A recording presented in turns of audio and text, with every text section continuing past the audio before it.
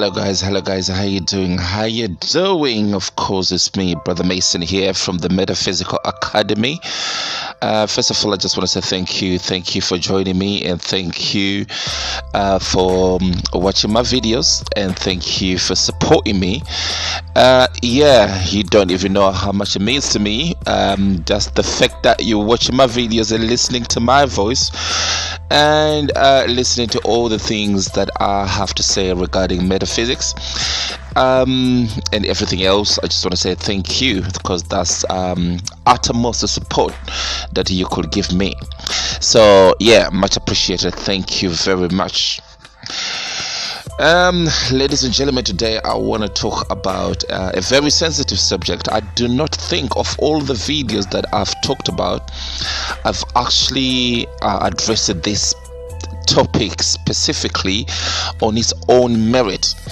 So I just thought, you know what, here at the Metaphysical Academy, we touch upon different subjects, and we try to investigate and make an analysis and observation, and hopefully a logical and metaphysical a conclusion that kind of makes sense, if you know what I'm saying. So, ladies and gentlemen, what am I talking about today? We are talking about the subject of death. We are discussing death. We are investigating everything to do with death. I have to say, I've had a few conversations with some of my friends, some of my associates, some of other people regarding this subject, but I never given much thought to it. But to be quite honest, the more I thought about it, the more I realized how imperative and how important it is to actually talk about death. Because most people are confused, and most people definitely are petrified. There is nothing that will scare somebody else than to know that they're going to lose their life, than to know that they're going to be no more, than to know that they're going to leave their loved ones behind, and there's not going to be any interaction anymore. They're going to be buried in a coffin, and that's the end of them. Well, so they think.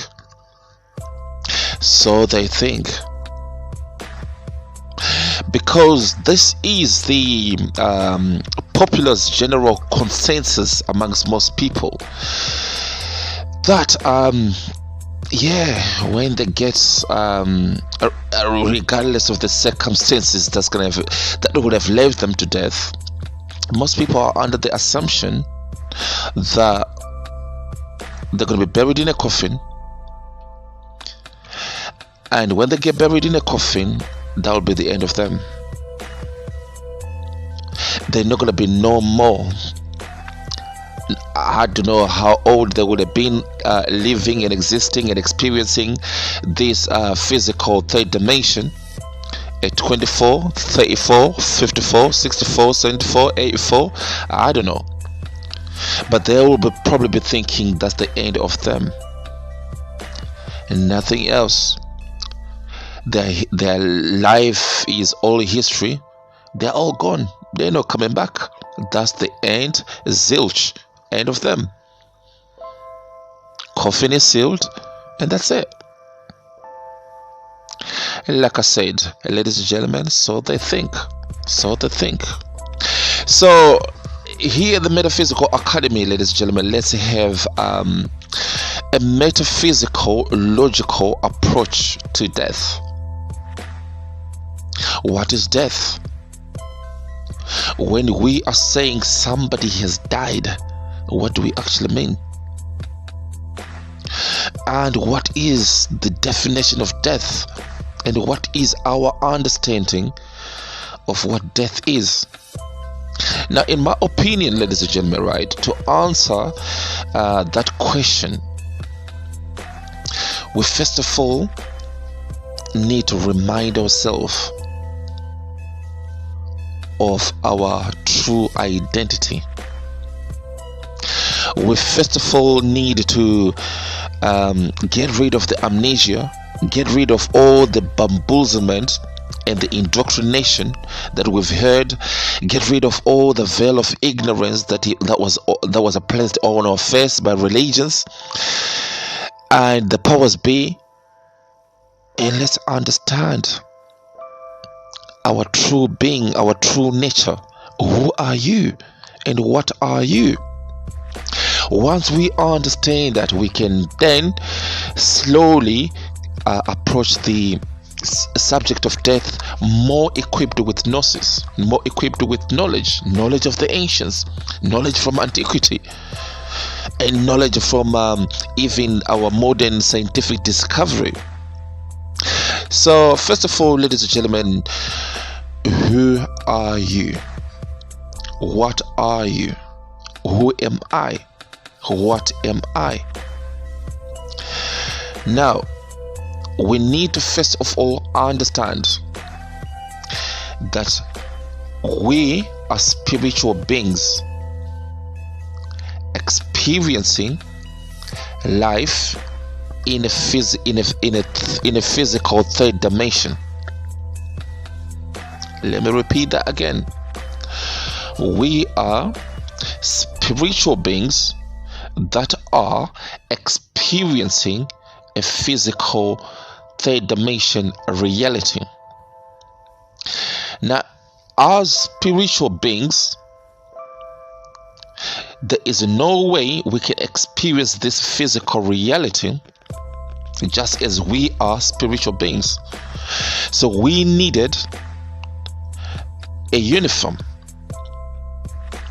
and this uniform comes in the form of an avatar, and this avatar is our physical bodies. So we need this physical body for us to experience the senses and everything that comes with the physical dimension, physical reality that we are living, because without it we can't and we couldn't experience everything to do with this physical reality. So we needed that flesh, we need a matter, and this matter comes in the form of the avatar, which is our physical bodies. So now we identify that, let's ask ourselves, let's go back again and ask ourselves, so when we are saying we are spiritual beings, what does that mean? Are you trying to say I'm a spirit? The answer to that question is yes. Now, what is a spirit? Well, the jury is still out there for a conclusive definition of what spirit is, but to simplify it metaphysically, spirit is conscious energy. Spirit is conscious energy, or energy that is conscious or aware of itself and everything around it. Now, there is something interesting that you need to know about energy, and even modern science can tell you this, even though the ancients of antiquity knew this. Energy can neither be created nor destroyed. Energy can neither be created nor destroyed. If you ask physicists, they will tell you this. If you ask the yogic masters, they will tell you this. If you ask all the sages and all the initiates of antiquity, they will tell you this. Energy can neither be created nor destroyed. So if we are saying we are spirit, and we have identified that spirit is an infinite conscious energy, what does that mean? Ladies and gentlemen, that means we are part of the one conscious. We are just one part of this super consciousness. Because if energy cannot be created and energy cannot be destroyed, that means there is no division in the infinite consciousness of the universe or of reality. So if there is no division between if there's no division in the infinite conscious energy, that means that which you call infinite conscious energy, or that which you call spirit, is just one. So there is no multiplicity or duplicity of spirits. There is only one spirit, but this one spirit is experiencing life in so much individual entities, like you, me, and everything else. So if that's the case, that means you are part of the all, and the all is a part of you. So if you are part of the all, and the all is part of you, and we identify that energy can neither be destroyed or created, that means you always were here, and you're always gonna be here. That means when you, if anything happened to your avatar, which is your physical body, your avatar can be buried in a coffin. Your avatar can be incinerated or cremated, right? Into ashes. But energy can neither be created nor destroyed. And this energy is not just a simple energy. This is an infinite conscious energy, an energy that is aware of itself and its surroundings. So if you are an energy that is aware of itself and its surroundings, what does that tell you, ladies and gentlemen? That tells you you are untouchable as far as death is concerned. Death does not exist to you. There is no such thing as death when we're talking about you, your true self. The problem is, most people aren't aware of their true identity. They identify themselves with their avatars. They identify themselves with this physical world of appearances, and they think their physical self, that's their true being. But their true being is actually far from that. Their true being is spirit. And there's something else that you need to know as well, ladies and gentlemen. Spirit is everywhere. It's all over the universe. Reality is saturated with spirit because there's only one thing, and the one thing is spirit. So if spirit is everywhere, now my question to you is this: does the body, this avatar, does it contain spirit, or does the spirit contain the body? Let me repeat that question again. If spirit is everywhere, and we know that spirit is more superior than matter because it's everywhere. Now, if spirit, which is conscious, infinite conscious energy, if it's everywhere, does the body contain the spirit, or does the spirit contain the body? In my opinion, that which you call your body, your avatar, is contained in the spirit. So really, when your avatar faces ailment, physical ailment, and it faces desolation or destruction, and that means it will be the end of it, and it faces termination, your spirit will just let go of the avatar and carry on. And where does it carry on to? It carry on to assume or to get into another avatar or another physical uniform. depending on its progress on the evolution ladder, because obviously there's involution and there's evolution. How much it has evolved will depend on what kind of avatar or physical or reality it's gonna take form and shape after the destruction and termination of its physical avatar. So what am I trying to tell you, ladies and gentlemen, is this. And I know it's kind of like difficult to digest and to totally understand, because this is abstract thoughts that we are talking about here. But understand this: your body is contained by your spirit.